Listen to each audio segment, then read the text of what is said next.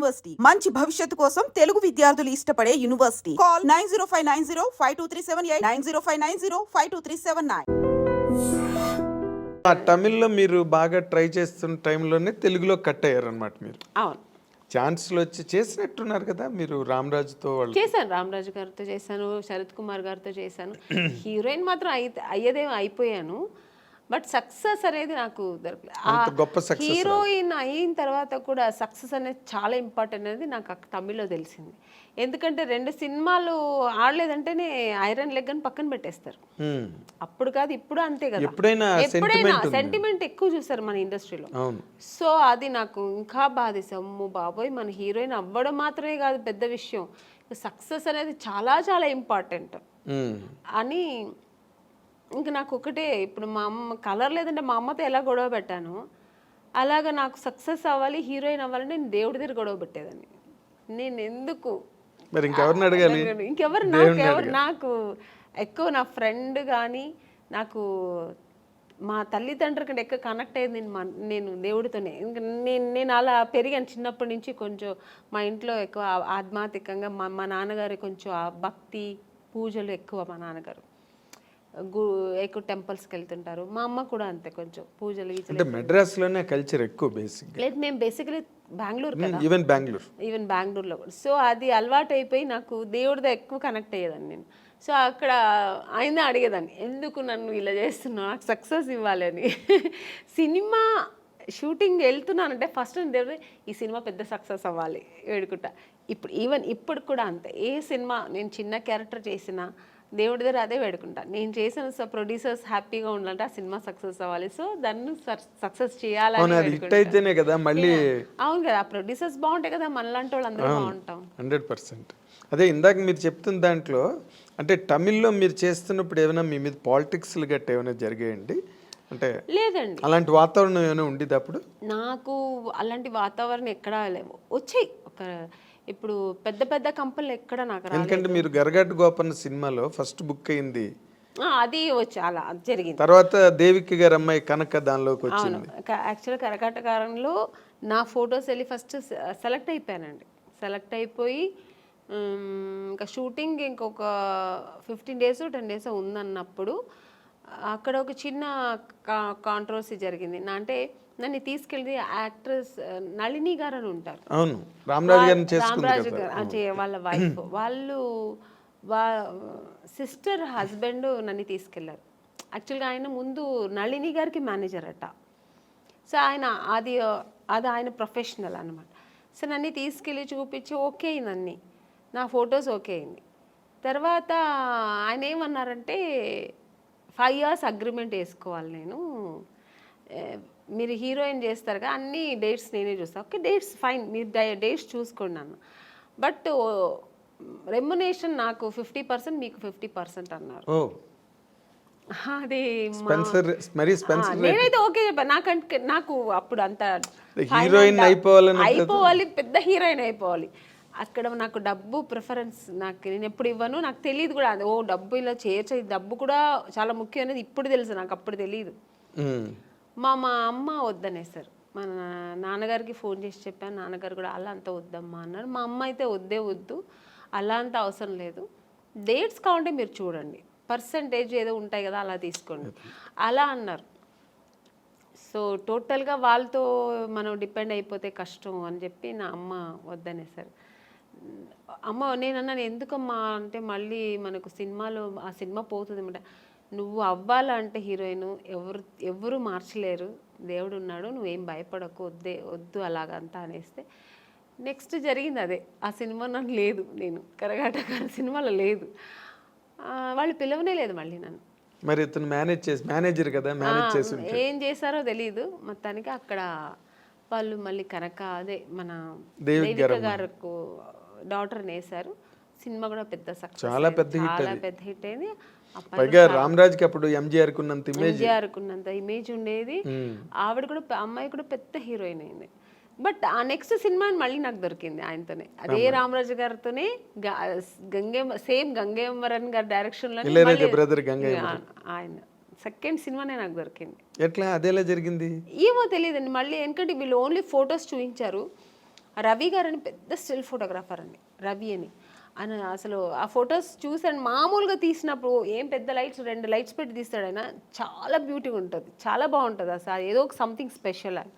మనకు తెలుగులో Sebastian brothers Sebastian ఉండేవాళ్ళు బ్రదర్స్. సేమ్ అలాగా అక్కడ ఆయన తమిళ్లో ఆయన చేసిన స్టిల్స్ అక్కడ ఫస్ట్ ఓకే అయింది. సెకండ్ నేను సెబాస్టియన్ బ్రదర్ ఆఫీస్ వాళ్ళతో ఫొటోస్ తీయాలని వెళ్ళాను. వెళ్తే ఆయన సెబాస్టియన్ బ్రదర్ ఊరికే వాళ్ళ ఆఫీస్ ముందు ఊరికే ఒక 2 ఫోటోలు తీశాడు ఆయన. ఇవేం మేకప్ లేదు, మామూలుగా నేను వెళ్ళాను, ఫొటోస్ తీస్తే ఆ ఫోటో నాకు ఇచ్చారనమాట. అది ఎవరు చూసినా అమలా గారులా ఉన్నారు, ఇలా ఉన్నారు, అలా అంటే ఒక ఆర్టిస్ట్లా ఉండేది, మేకప్ లేదు, ఏమీ లేదు, చాలా బాగుండింది, ఇంత బ్యూటీగా ఉండింది. ఆ ఫొటోస్ ఎలాగో మేనేజర్ తీసుకెళ్ళి గంగేంబ్రన్ వాళ్ళకి, మీకు తమిళ్లో ఎక్కువ కొంచెం న్యాచురల్ ఇష్టపడతారు, అవును అవును, ఓవర్ మేకప్ కలర్ మేకప్లు కూడా ఎక్కువ ఉండదు. ఆయనకి చాలా నచ్చింది ఆ ఫోటో. మళ్ళీ ఆ అమ్మాయి ఈ అమ్మాయి అనుకున్నారా లేదు ఏమి జరిగిందో, ఆ ఫోటో చూస్తే ఆయన వెంటనే పిలిచి మాట్లాడి ఆ సినిమాకు అవకాశం ఇచ్చారు హీరోయిన్గా. సో అక్కడ హీరోయిన్ అయిన తర్వాత ఇక్కడికి వచ్చారు మీరు. అవును, హీరోయిన్ చేస్తున్నాను, అది ఇంకా సగంలో ఉంది షూట్.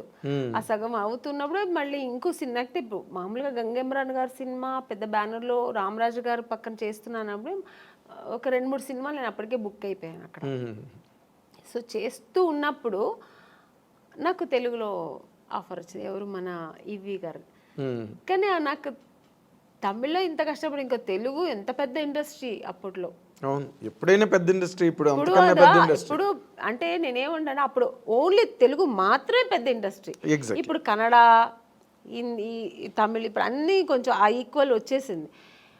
ఇప్పుడు ఒకప్పుడు కన్నడ ఇండస్ట్రీ అంటే ఏమీ లేదు, ఇప్పుడు ఈక్వల్ టు మనకు తెలుగులా వాళ్ళు ఎక్కువ ఖర్చు పెట్టి రవిచంద్రతో ప్రారంభమైంది. అవును, అప్పుడు అలా కాదు, ఓన్లీ తెలుగు ఇండస్ట్రీ అంటేనే ఒక హిందీ తర్వాత నెక్స్ట్ మనకి తెలుగు. అలాంటి ఇండస్ట్రీలో మనకు దొరుకుతుందా, అమ్మో బాబా అది ఇంపాసిబుల్. మేము తమిళ్లోనే ఇంత ట్రై చేశాను, ఇంకా తెలుగులో చాలా కష్టం అనుకొని నాకు అసలు నమ్మకం లేదండి, కానీ దొరికింది. అది ఎలా జరిగిందండి? అప్పుడు ఆ టైంలో నాకు కరెక్ట్గా మా నాన్నగారు పోయారండి, ఆయన హెల్త్ ఇష్యూస్ వల్ల ఆయన పోయారు. నేను అప్పుడు తమిళ్ షూటింగ్లో వేరే ఎక్కడో ఉన్నాను, అవుట్డోర్లో ఉన్నా, నేను మా అమ్మగారు. మా బ్రదరు మా సిస్టర్ ఇంట్లో ఉన్నారు, వాళ్ళు ఇంకా చిన్నపిల్లలు పాపం. మా బ్రదర్ తెలిసి వాడు వెళ్ళిపోయాడు, మా సిస్టర్ని తీసుకెళ్ళాక వాడు చిన్నపిల్ల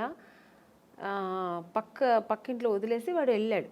నాకు కబురు చేశారు, అప్పట్లో మీకు సెల్ ఫోన్ అవన్నీ లేదు, ఏమీ లేదు, ఫోన్ ఉంది, హోటల్కి ఫోన్ ఉంది, హోటల్కి ఇన్ఫార్మ్ చేస్తున్నారు వాళ్ళు. రిసెప్షన్ వాళ్ళు చెప్పారు, ఎవరి దగ్గర చెప్పారు, ప్రొడ్యూసర్తో చెప్పారు. నేను షూట్లో ఉన్నా, నేను మా అమ్మ షూట్లో ఉన్నాము.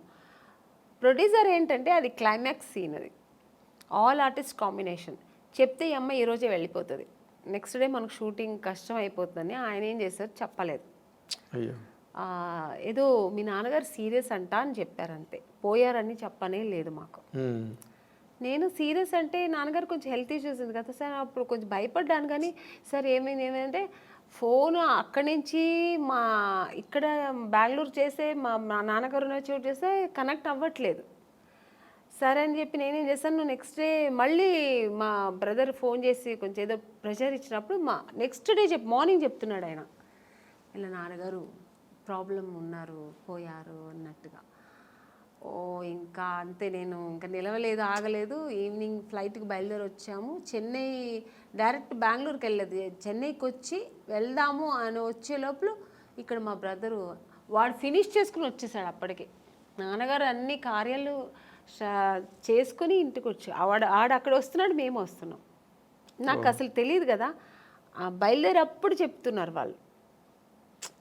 అదే మీ సినిమా యాక్టర్స్ జీవితంలో ఇలాంటి డ్రామాటిక్ సిచ్యువేషన్స్ అది నేను ఎప్పుడు మర్చిపోలేని సిచ్యువేషన్. ఎందుకంటే వాళ్ళు ఏం అనలేవు, ఎందుకంటే వాళ్ళ సిచ్యువేషన్ ఏంటంటే నేను కొత్త అమ్మాయి, వాళ్ళు చెప్తే ఈ అమ్మాయికి వెళ్ళిపోతే ఈ అమ్మాయి కోసం పెద్ద పెద్ద ఆర్టిస్ట్ అందరూ కాంబినేషన్ మిస్ అవుతుంది, వాళ్ళ ప్రాబ్లమ్స్. అది నా ప్రాబ్లం ఏంటి, మా నాన్నగారు పోయారు, నాకు తెలియదు విషయం. ఇలా ఒక సిచ్యువేషన్ నేను అలా అప్పుడు ఎదుర్కోవాల్సి వచ్చింది.